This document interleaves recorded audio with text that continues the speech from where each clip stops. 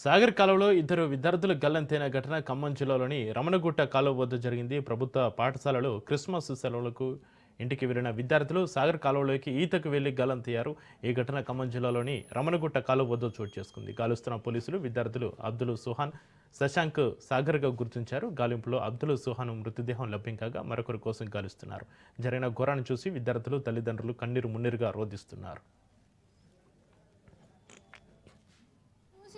నేను చూడలే. అబ్బాయి బయటకు వచ్చిండా లేకపోతే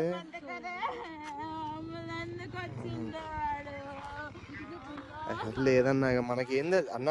నాకు ఫోన్ చేస్తే నేను వేరే వాళ్ళకి ఫోన్ చేసిన.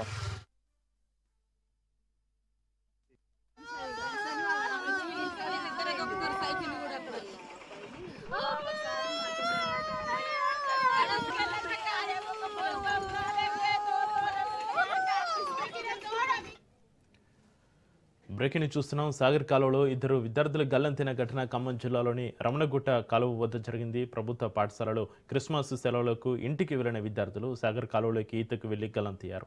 ఈ ఘటన ఖమ్మం జిల్లాలోని రమణగుట్ట కాలువ వద్ద చోటు చేసుకుంది. గాలుస్తున్న పోలీసులు విద్యార్థులు అబ్దుల్ సుహాన్, శశాంక్ సాగర్గా గుర్తించారు.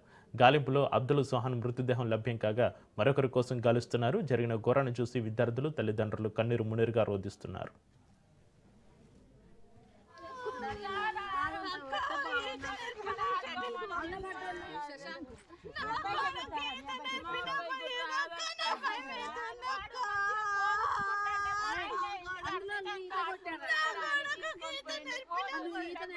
అబ్బాయి పోయిందంట.